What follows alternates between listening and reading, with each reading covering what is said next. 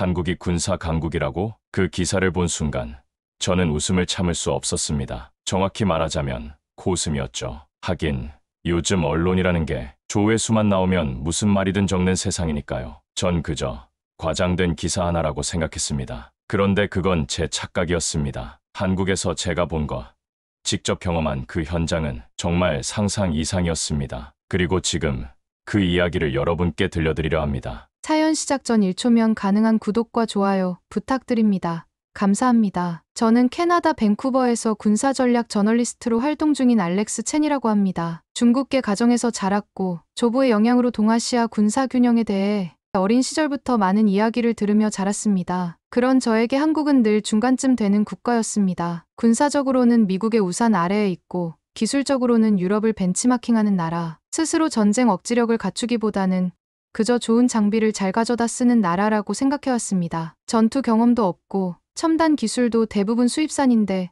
군사강국이라는 말이 솔직히 이해가 되질 않았습니다. 그래서 편집회의에서 누군가 한국이 군사강국이래요 라고 말했을 때 저는 즉석에서 반박했습니다. 한국, 그게 말이 돼. 실전 경험 전무한 나라가 러시아, 중국보다 위에 있다고? 저는 손을 저으며 말했습니다. 순위 매기는 기준 자체가 이상해. 보유 장비 숫자만 세면 북한도 상위권이겠네.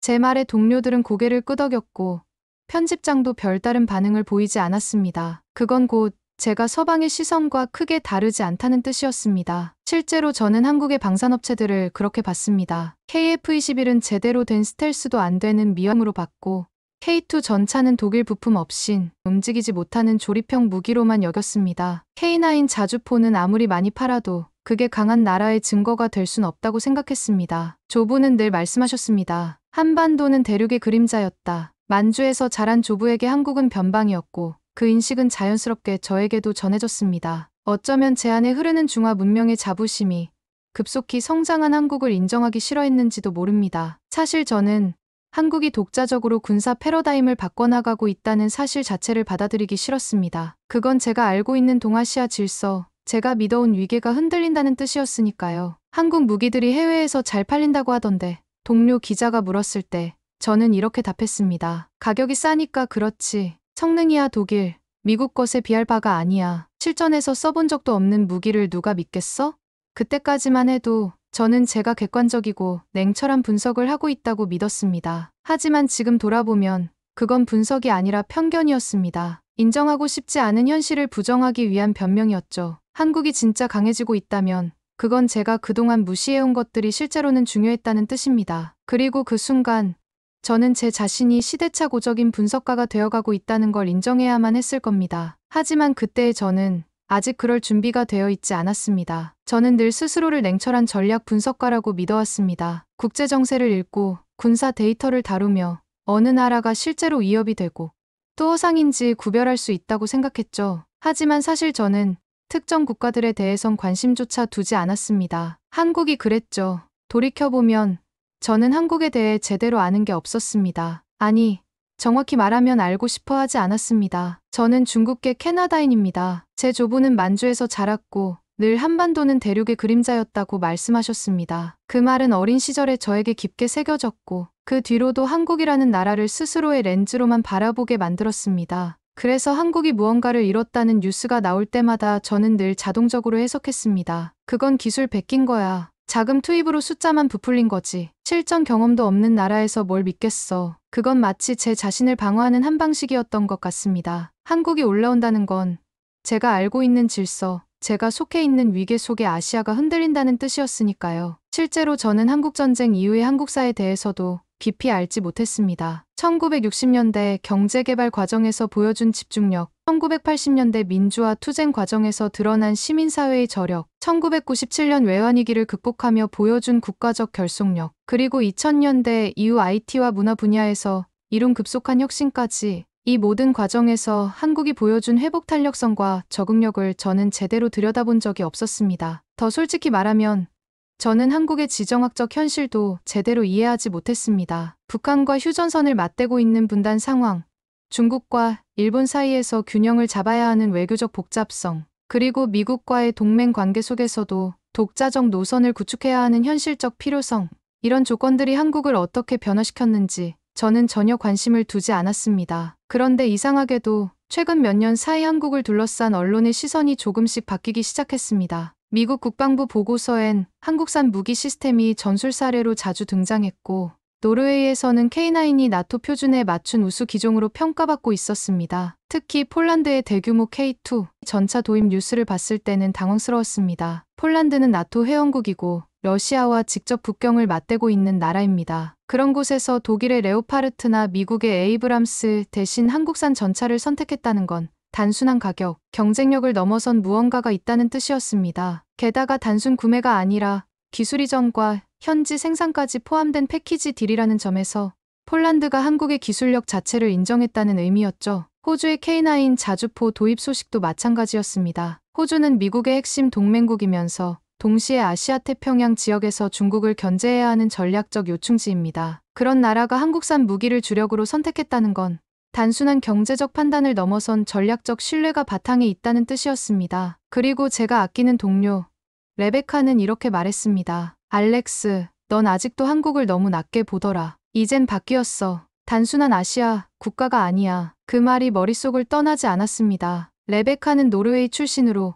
북유럽 방산업계에서 20년 넘게 일한 베테랑입니다. 그녀가 한국을 언급할 때의 진지한 표정과 목소리 톤이 저에게는 낯설었습니다. 마치 동등한 경쟁자를 대하는 듯한, 아니 어쩌면 배워야 할 대상을 바라보는 듯한 시선이었거든요. 그런 생각에 잠겨있던 어느 날, 하나의 짧은 보도자료가 제 눈에 들어왔습니다. 한국방위사업청, 외신 대상 비공개 전략 브리핑 개최, K방산 핵심 무기군 및 운용 철학 공개. 처음엔 별 생각 없이 넘겼습니다. 그런데 어쩐지 그 제목이 머릿속에 남아 있었습니다. 그들의 말이 정말 허풍이라면 그걸 파고들어서 제대로 한번 비판해보자. 그래서 저는 결국 한국방위사업청이 주최하는 비공개 외신 브리핑에 신청서를 넣었습니다. 솔직히 말해 기대는 없었습니다. 어차피 홍보 영상 몇 개 돌리고 표면적인 수치만 읊는 수준일 거라고 생각했습니다. 저는 늘 그런 걸 걸러내는데 자신 있었거든요. 하지만 지금 돌아보면 그날 신청 버튼을 누르는 제 손가락은 분명히 무시가 아니라 확인하고 싶다는 미묘한 동요에 흔들리고 있었던 것 같습니다. 그리고 저는 몰랐습니다. 그 단순한 클릭이 제 인식과 시선을 완전히 뒤집을 충격으로 이어질 줄은요. 한국방위사업청이 주최한 비공개 화상 브리핑은 솔직히 말해 제 기대를 밑돌 줄 알았습니다. 어느 나라든 방산 홍보는 과정이 따르기 마련이고 저는 그걸 분석가의 눈으로 걸러내는데 자신이 있었습니다. 그런데 시작 5분 만에 저는 노트를 내려놓고 화면을 뚫어져라 쳐다보고 있었습니다. 첫 발표는 K2 흑표 전차였습니다. 세계 유일의 능동형 서스펜션이 전차포 사격 시 반동을 자체적으로 흡수해 정확도를 높인다는 설명이 나왔고, 실전 적용 영상에서는 폴란드 수입형 전차가 산악 지형을 거침없이 주행하며 목표물을 단발로 명중시키는 장면이 나왔습니다. 저는 속으로 중얼거렸습니다. 능동형 서스펜션. 독일도 못 만든 기술 아니야? 하지만 화면 속 데이터는 명확했습니다. 차격 정확도 95% 이상, 험지 기동성 기존 전차 대비 40% 향상.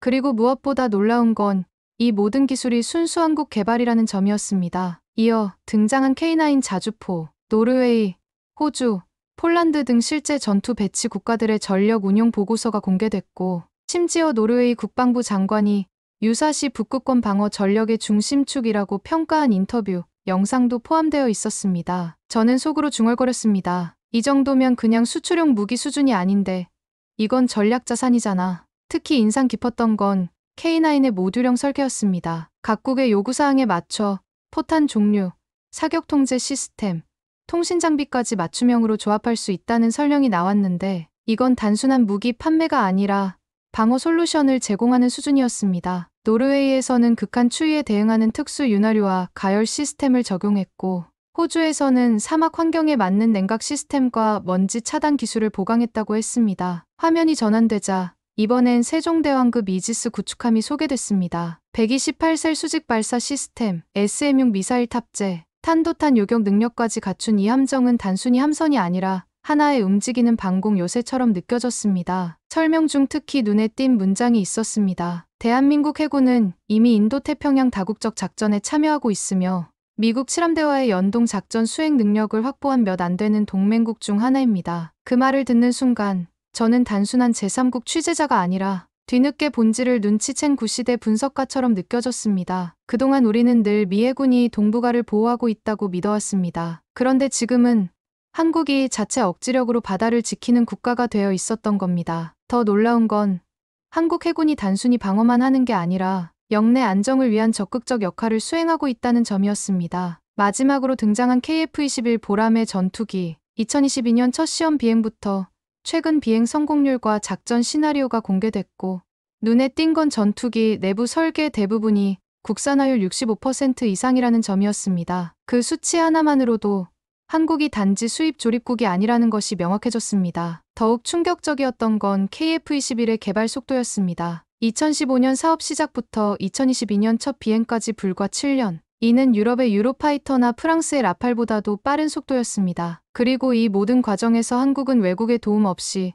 독자적으로 핵심 기술들을 개발해냈다는 것이었습니다. 브리핑 담당자는 이렇게 설명했습니다. KF-21은 4.5세대 전투기지만 향후 5세대로의 업그레이드가 가능한 구조로 설계되었습니다. 이는 단순히 현재의 필요를 충족하는 것이 아니라 미래 20년을 내다본 전략적 판단의 결과입니다. 그 순간 저는 깨달았습니다. 한국은 지금 당장의 위협에 대응하는 것이 아니라 앞으로 닥칠 수 있는 모든 시나리오를 염두에 두고 체계적으로 준비하고 있다는 것을. 이건 단순한 무기 개발이 아니라 국가 전략의 실현이었습니다. 화상 브리핑이 끝난 뒤 저는 말이 없었습니다. 모니터 화면은 꺼졌지만 내 머릿속에선 무언가 지워지고 무언가가 새로 쓰여지고 있었습니다. 그날 밤 저는 기사 초안의 제목을 바꿨습니다. 원래는 이렇게 쓸 생각이었죠. 과대 포장된 K방산, 실체를 확인하다. 하지만 새로 쓴 제목은 이랬습니다. 우리가 보지 못한 사이 한국은 전쟁을 막는 나라가 되어 있었다. 그 주 금요일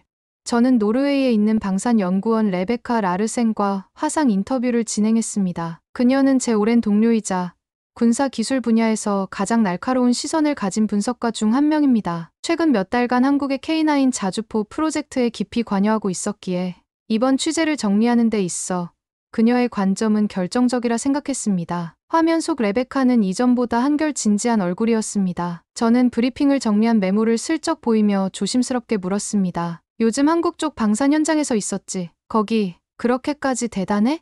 그녀는 잠시 침묵하더니 천천히 고개를 끄덕였습니다. 알렉스, 처음엔 나도 회의적이었어. 솔직히 말하면 우리가 여전히 기술적으로 우위에 있다고 생각했거든. 그녀는 말을 이으며 노트북 화면을 공유해줬습니다. 거기엔 한국 현장에서 촬영한 K9 자주포 조립 라인 영상과 실탄 사격 시험 결과, 열화상 데이터까지 정리된 분석표가 보였습니다. 하지만 알렉스, 그들은 단순히 쏘는 무기를 만드는 게 아니야. 기동력, 생존성, 정밀도 어느 하나 빠지지 않아. 게다가 개발부터 생산, 시험, 수출 대응까지의 속도와 융합 능력. 그건 유럽보다 빠르고 미국보다 효율적이야. 레베카가 화면에 띄운 자료를 보면서 저는 놀라지 않을 수 없었습니다. K9 자주포의 연간 생산량이 노르웨이 전체 방산업체들의 합계보다 많았고 품질 관리 시스템은 독일의 크라우스마파이보다도 엄격했습니다. 특히 납기 준수율이 98% 이상이라는 수치는 유럽 업체들이 평균 60-70%에 머무는 것과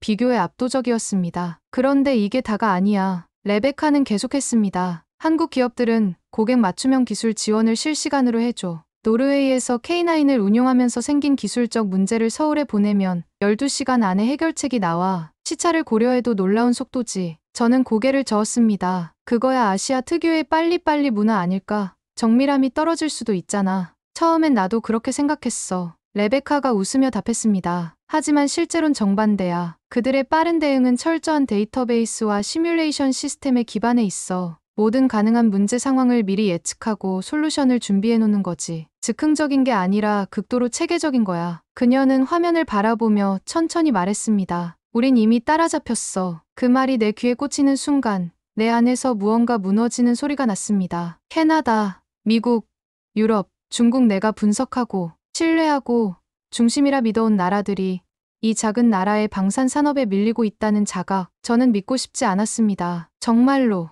그렇다고 지금 이 모든 걸 부정하기엔 내 눈과 귀가 너무 많은 걸 확인해버렸죠. 레베카는 말을 이었습니다. 무기 자체의 성능도 놀랍지만 난 오히려 그 무기를 대하는 한국 사람들의 태도에서 더 놀랐어. 그들은 강한 무기를 자랑하지 않아. 오히려 이렇게 말해. 이 무기가 있기에 전쟁을 피할 수 있다면 그것으로 충분하다. 그 철학이 우리랑 달라. 그 말에 전 한동안 아무 말도 할 수 없었습니다. 그 순간 내 머릿속을 스친 건 예전 어느 미군 전략회의에서 들은 장교의 말이었습니다. 우린 언제든 싸울 준비가 되어 있다. 하지만 한국은 싸우지 않기 위해 준비되어 있다. 전엔 그게 미화된 외교적 표현이라 생각했지만 지금은 달랐습니다. 한국은 실제로 전쟁을 막기 위해 군대를 운용하는 나라였습니다. 그 전제부터가 달랐습니다. 그게 바로 억지력의 본질이었고 우리가 놓친 것이었죠. 한국 방산업체들과 일하면서 또 다른 걸 발견했어. 레베카가 덧붙였습니다. 그들은 단순히 무기만 파는 게 아니라 전체적인 방어 체계를 제안해. 예를 들어 K9 자주포를 도입하면 그와 연동되는 레이더, 지휘 통제 시스템, 탄약 보급 체계까지 통합 패키지로 제공하거든. 마치 애플이 아이폰만 파는 게 아니라 전체 생태계를 만드는 것처럼. 그 비유가 제게는 번개처럼 다가왔습니다. 한국은 개별 무기가 아니라 시스템을 수출하고 있었던 것입니다. 그리고 그 시스템의 핵심은 기술이 아니라 철학이었습니다. 알렉스, 한 가지 더 말해줄게. 레베카의 목소리가 더욱 진지해졌습니다. 한국이 정말 무서운 건 학습 속도야. 우리가 피드백을 주면 다음 버전에서는 반드시 개선되어 나와. 그리고 그 개선이 단순한 수정이 아니라 근본적인 업그레이드인 경우가 많아. 마치 실패를 두려워하지 않는 것 같아. 그날 인터뷰를 마치고 노트북을 닫은 후 저는 깊은 한숨을 내쉬었습니다. 그리고 문득 이런 생각이 들었습니다. 내가 직접 보지 않고는 이 믿기 어려운 현실을 인정할 수 없을 것 같다. 그날 밤 저는 한국행 항공권을 예매했습니다. 침대에 누워 천장을 바라봤습니다. 모든 게 어지러웠습니다. 불과 며칠 전까지만 해도 저는 한국을 조롱했습니다. 중국계 혈통을 지닌 저에게 한국은 늘 중간이었습니다. 중국의 역사 깊이도 없고 미국의 영향력도 없고 그저 남의 기술을 흉내내서 빠르게 성장한 속도만 빠른 나라라고 여겨왔죠. 그런데 지금 내 눈앞에 펼쳐진 현실은 그 모든 믿음을 부정하고 있었습니다. K2 전차는 독일제보다 진을 지형에 강했고 K9 자주포는 북유럽 극한 기후에서도 고장을 내지 않았으며 KF-21은 에보와 연동 가능한 차세대 전투기 체계로 진화 중이었습니다. 세종대왕급 이지스함은 이미 태평양 다국적 훈련에 참가 중이었고 정조대왕급 부축함은 SM-6 미사 장착한 몇 안 되는 실전 플랫폼이 되어 있었습니다. 이건 단순한 기술 이야기가 아니었습니다. 완성도, 체계, 속도, 신뢰, 그리고 그걸 가능하게 만든 건 한국이라는 나라의 그 조용하고 끈질긴 준비와 자립이라는 단어였습니다. 솔직히 제 안에 흐르는 중국인의 자존심 때문에 한국을 인정하고 싶지 않았던 것 같습니다. 조부가 들려주던 만주의 기계, 한족의 지략, 천년 제국의 자부심, 그게 내 뿌리라고 믿었기에 단기간에 성장한 한국이 나보다 위에 서는 것을 받아들일 수 없었죠. 특히 조부는 늘 이런 말씀을 하셨습니다. 중화 문명은 강물과 같다. 잠시 막힐 수는 있어도 결국은 바다로 흘러간다. 하지만 한반도는 그저 강가의 자갈일 뿐이야. 그 말이 어린 시절부터 제 무의식에 깊이 박혀 있었던 겁니다. 하지만 진실은 명확했습니다. 저는 현실을 직시하지 못하고 과거에 묶인 사람이 되어가고 있었던 겁니다. 그리고 한 가지 더, 소피아가 했던 말이 머릿속을 맴돌았습니다. 그들은 자랑하지 않아. 그들은 지켜야 하니까 만든다고 말해. 그 차이가 모든 걸 바꾸는 거야. 저는 책상 앞에 앉아 캘린더를 꺼냈습니다. 몇 달 뒤 한국에서 방산 전시회가 열릴 예정이었습니다. 그곳엔 한국군 통합시연과 KF-21 실기체 전시, 그리고 노르웨이 방산대표단과 K9 협력시연도 포함되어 있었죠. 이건 단순한 출장이나 취재가 아니었습니다. 진실을 보러 가는 여정이었습니다. 그동안 제가 모른 척했던 것들, 외면했던 사실,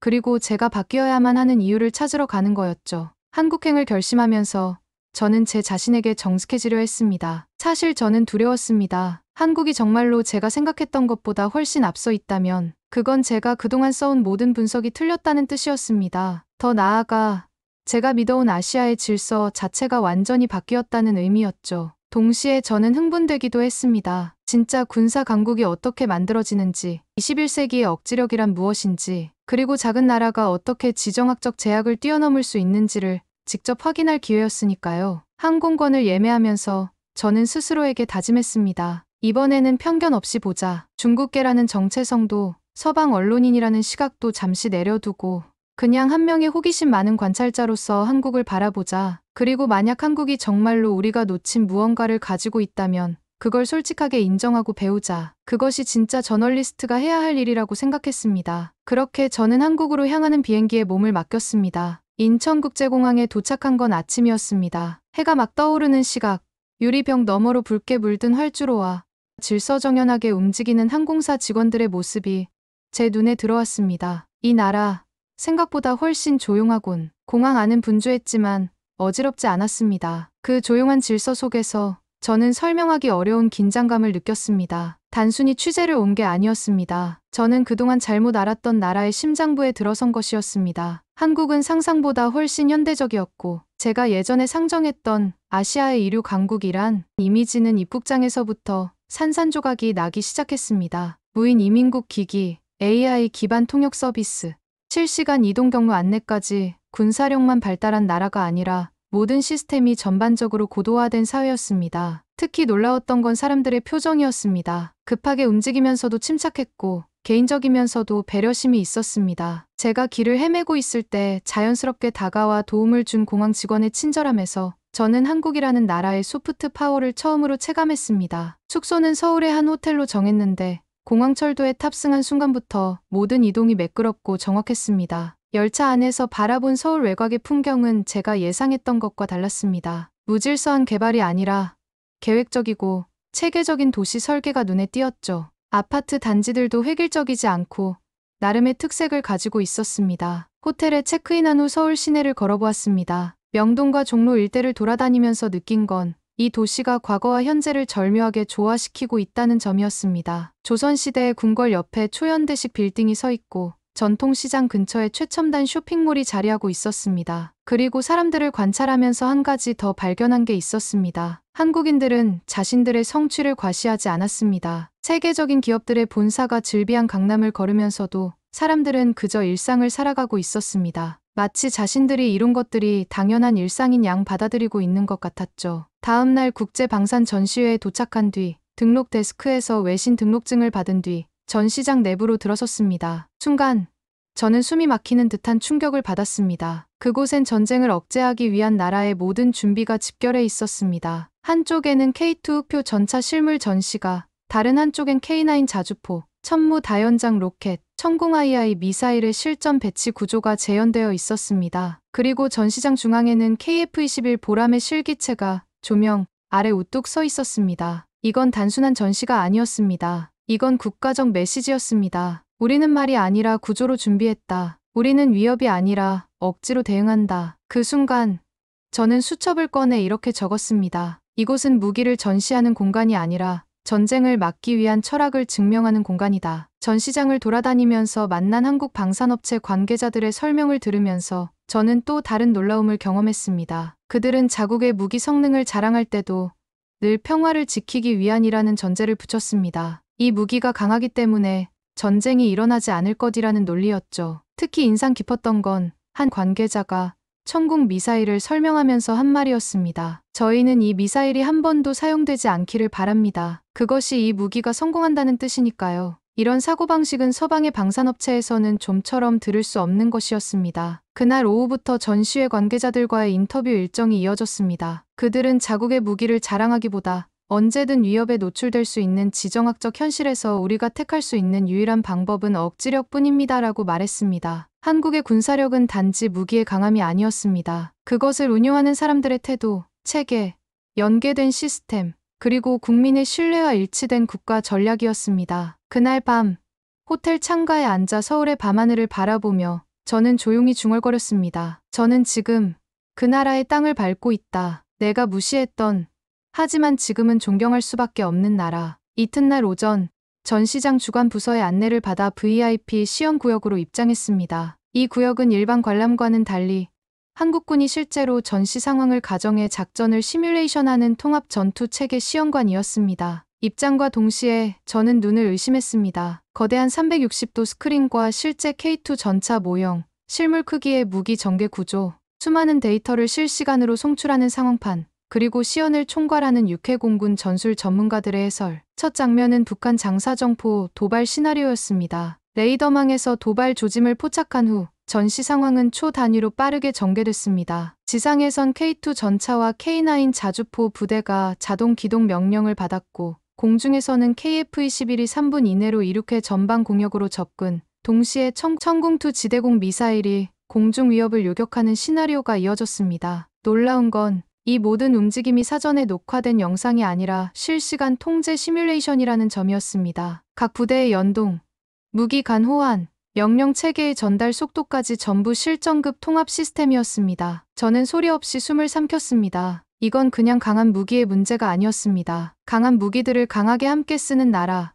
그게 한국이었습니다. 특히 충격적이었던 건 한국군의 의사결정 속도였습니다. 위협이 감지된 순간부터 대응 부대 전개까지 불과 5분. 이는 나토 기준인 15분보다 3배나 빠른 속도였습니다. 해설을 맡은 육군 준장은 이렇게 설명했습니다. 우리는 지정학적으로 전략 중심이 부족합니다. 따라서 속도가 곧 생존입니다. 이어진 해군 세션에서는 세종대왕급 부축함이 인도태평양 해상훈련 시나리오를 재현했습니다. 한미일 연합정보망을 통해 적 함정의 위치를 추적하고 정조대왕급에서 SM-6를 탑재한 모의 요격 장면이 펼쳐졌습니다. 특히 인상 깊었던 건 이 모든 훈련이 단독이 아닌 연합 운용 기반에서 이루어졌다는 점입니다. 한국은 더 이상 수동적인 동맹국이 아닙니다. 해설자는 조용히 덧붙였습니다. 우리는 스스로 방어하고 동시에 동맹국과의 연계 속에서 평화를 지켜낼 수 있는 운용 주체가 되었습니다. 그 말에 저는 정지된 듯한 순간을 느꼈습니다. 분석가로서 수많은 국가를 비교하고 서열을 매기던 내 사고방식이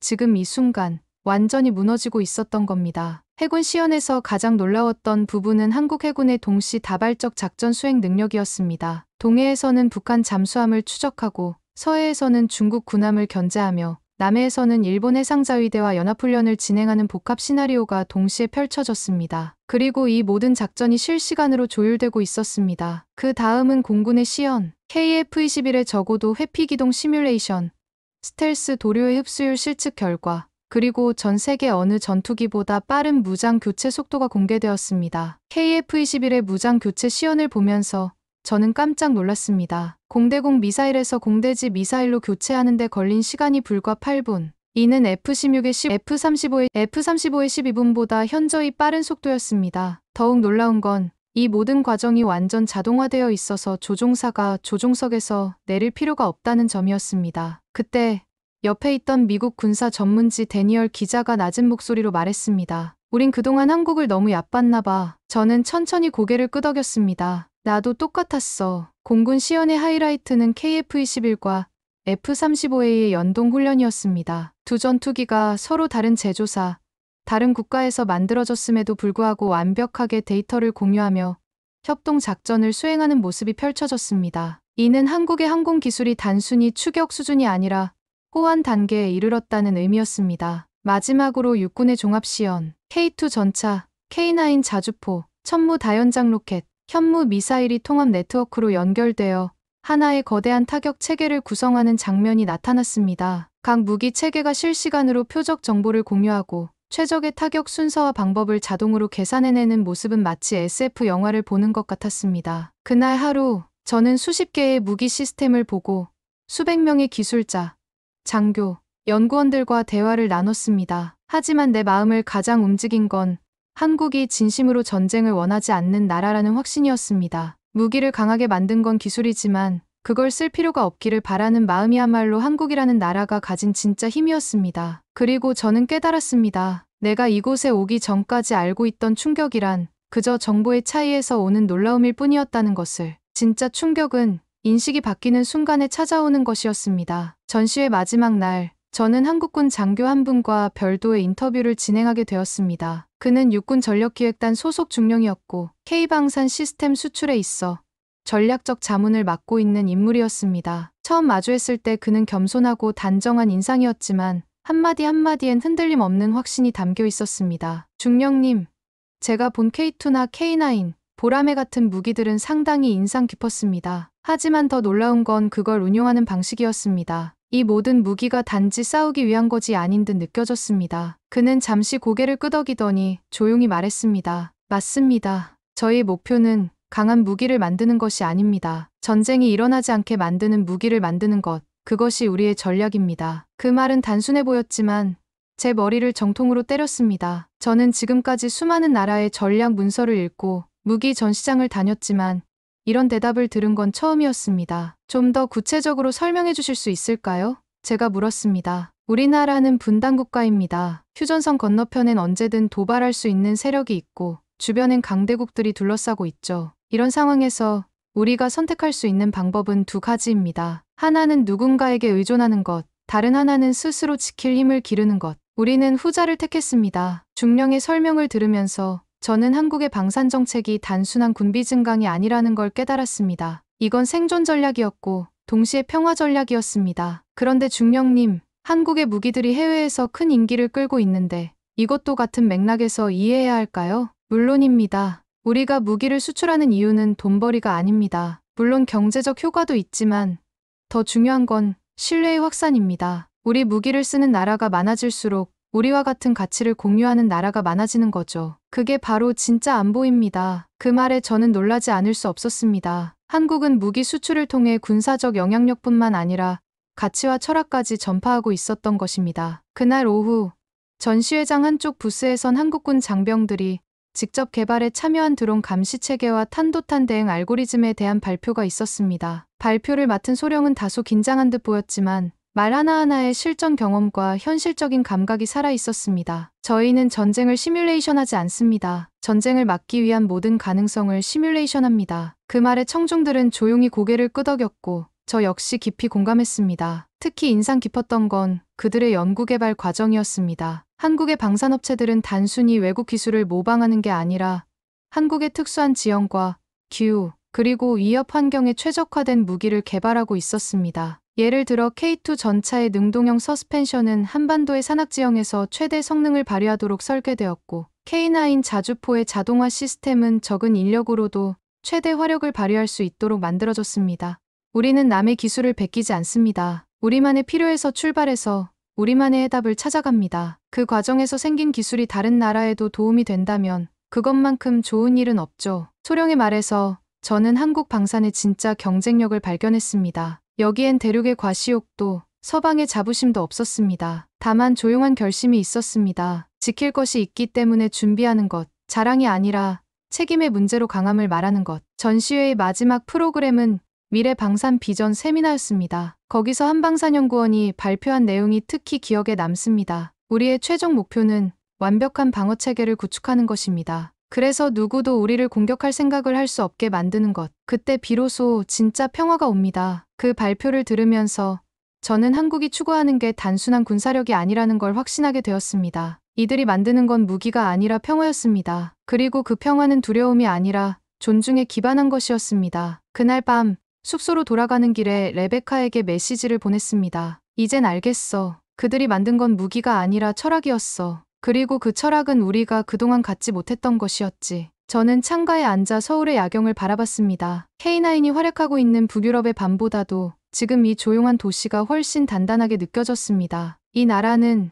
진짜 준비된 나라였습니다. 전쟁을 하지 않기 위해 모든 것을 준비한 나라. 그리고 그 준비가 이제는 세계의 질서를 바꾸려 하고 있었습니다. 서울에서 밴쿠버로 돌아오는 비행기 안, 저는 창밖으로 펼쳐진 구름을 한참 바라보다가 노트북을 열었습니다. 처음 이 기획을 시작했을 때 저는 과대포장된 K방산이라는 제목으로 기사를 쓰려 했습니다. 솔직히 말하면 당시 내겐 그게 당연한 관점이자 내가 소속된 서방의 시각이었습니다. 하지만 지금 저는 완전히 다른 문장으로 첫 문장을 시작하고 있었습니다. 우리가 보지 못한 사이 한국은 세계 군사 균형을 재설계하고 있었다. 저는 고개를 들어 기내 안을 둘러보았습니다. 조용한 사람들, 간간히 울리는 안내 방송, 그리고 점점 멀어지는 서울의 야경. 그 도시와 그 나라가 내게 남긴 건 단지 정보나 분석이 아니었습니다. 그건 하나의 철학이었습니다. 강함을 과시하지 않는 용기, 전쟁을 억제하기 위한 정밀한 계산, 그리고 그 모든 것의 중심에 있는 국민을 지키기 위한 준비라는 신념. 한국에서 며칠을 보내면서 저는 깨달았습니다. 제가 그동안 분석이라고 생각했던 것들이 사실은 편견이었다는 걸. 중국계라는 제 정체성이, 조부의 영향이, 그리고 서방 중심적 사고가 얼마나 저를 눈멀게 만들었는지를 말입니다. 특히 마지막 날 만났던 그 중령의 말이 계속 머릿속을 맴돌았습니다. 우리는 강한 무기를 만드는 것이 아니라 전쟁이 일어나지 않게 만드는 무기를 만든다. 이 한 문장이 모든 걸 설명해 주었습니다. 밴쿠버에 도착한 다음 날, 저는 대학교 군사전략학과에서 예정되어 있던 특강에 나섰습니다. 동아시아의 억지력 구조 변화라는 주제였고 강연장엔 평소보다 많은 학생들이 모여 있었습니다. 처음 저는 질문부터 던졌습니다. 여러분, 세계에서 가장 빠르게 진화하고 있는 군사 강국은 어디라고 생각합니까? 미국, 중국, 인도 익숙한 이름들이 오갔고 잠시 뒤 누군가 조심스레 말했습니다. 한국이요? 저는 미소 지으며 고개를 끄덕였습니다. 맞습니다. 그리고 그 진화는 무기에서 끝나지 않습니다. 그들은 지금 군사적 영향력보다 더 큰 것을 수출하고 있습니다. 그건 바로 신뢰입니다. 학생들의 눈빛이 달라지는 게 느껴졌습니다. 저는 계속해서 한국에서 경험한 것들을 들려주었습니다. K2 전차의 능동형 서스펜션, K9 자주포의 모듈형 설계, KF-21의 놀라운 개발 속도, 그리고 무엇보다 그 모든 것을 관통하는 평화를 위한 준비라는 철학을. 교수님, 그럼 우리는 한국을 어떻게 이해해야 할까요? 한 학생이 물었습니다. 우리는 한국을 더 이상 따라잡는 나라로 봐서는 안 됩니다. 그들은 이미 어떤 분야에서는 우리를 추월했고 어떤 분야에서는 완전히 다른 길을 개척하고 있습니다. 중요한 건 그들이 어떻게 그걸 해냈느냐가 아니라 우리가 그들에게서 무엇을 배울 수 있느냐는 겁니다. 강연이 끝난 뒤 한 학생이 조심스레 다가와 물었습니다. 정말 한국이 그렇게까지 대단한가요? 우린 보통 미국이나 중국처럼 대규모 무기를 중심으로 생각해서요. 저는 그에게 전시회에서 봤던 KF-21의 실물을 설명해주며 말했습니다. 그들이 만든 건 단순한 전투기가 아니야. 그건 우리가 자립할 수 있다는 선언이었어. 그 선언은 우리 같은 외부자에겐 가벼운 기술 뉴스로 보일지 몰라도 그들에겐 나라를 지키는 방식의 혁신이었지. 그 학생은 고개를 천천히 끄덕이며 말했습니다. 그럼 우리도 그걸 배워야겠네요. 저는 조용히 대답했습니다.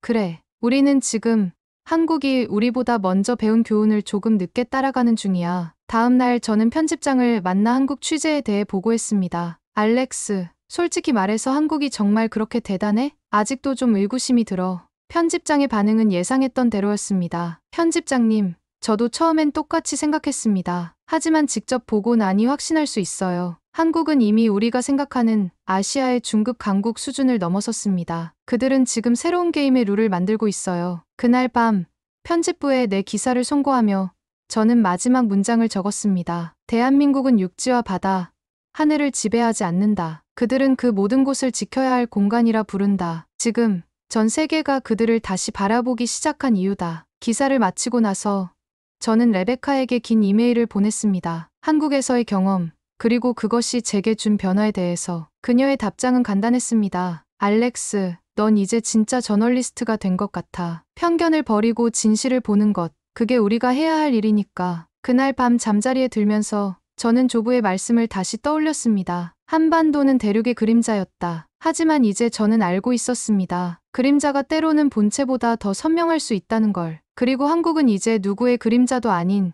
스스로 빛을 내는 존재가 되었다는 걸. 몇 주 후 제 기사는 전 세계 7개 언어로 번역되어 각국 안보 저널에 실렸습니다. 놀랍게도 가장 뜨거운 반응은 미국과 유럽이 아닌 아시아 내부에서 터졌습니다. 동남아와 중동, 동유럽 국가들은 기사에서 소개된 한국의 방산 시스템과 전략 철학에 깊은 관심을 보였고 일부 국가는 즉시 한국과의 방산 협력 가능성을 타진하기 시작했습니다. 더 놀라운 건 중국 내부의 반응이었습니다. 제가 알기로 제 기사에 대해 비공식 경고 메일을 받은 중국계 저널리스트가 여러 명 있었습니다. 중국은 여전히 한국의 군사력은 미국과 일본의 틀 안에서 이루어진 것이다라고 주장했지만 내부적으로는 정확히 그 틀 밖으로 한국이 나아가고 있다는 사실을 가장 잘 알고 있는 쪽이 바로 그들이었습니다. 저는 이제 한국을 평가하지 않습니다. 대신 관찰하고 배우고 경청합니다. 그들은 거창한 말 대신 실력으로 말합니다. 그들은 숫자가 아니라 책임으로 무장을 합니다. 그리고 그 모든 것의 이름은 단순합니다. 대한민국. 이제 저는 어디에서든 한국을 말할 수 있습니다. 그것은 결코 과대포장된 신흥국이 아니며 누구의 그늘 아래 성장한 작은 나라도 아닙니다. 그들은 자신만의 길로 전쟁을 막는 힘을 만든 나라입니다. 저는 그동안 제 자신을 돌아보게 됩니다. 중국계라는 정체성에 사로잡혀 편견에 매몰되어 한국을 제대로 보지 못했던 과거를 깊이 반성하고 있습니다. 편견이라는 안경을 쓰고 현실을 왜곡해서 바라봤던 제 모습이 부끄럽습니다. 하지만 이제는 다릅니다. 한국 방산의 미래가 더욱 기대됩니다. KF-21이 완전한 5세대 전투기로 발전하는 모습, 차세대 전차와 함정들이 세계 군사 기술을 선도하는 모습, 그리고 한국이 만들어낼 차세대 전투기, 지금보다 더 진화된 전차와 함정, 그리고 우리가 상상도 못한 새로운 방어 시스템들까지. 한국 방산의 무한한 잠재력을 생각하면 가슴이 설레입니다. 대한민국. 이제 저는 그 나라를 우리가 반드시 배워야 할 이름이자 미래 군사 기술의 새로운 지평을 열어갈 국가라고 부릅니다. 그리고 한국 방산이 앞으로 어떤 놀라운 모습을 보여줄지 진심으로 기대하고 있습니다. 오늘 사연에 대한 여러분의 생각을 댓글로 남겨주세요. 감동뭉클에서는 여러분의 소중한 마음을 모아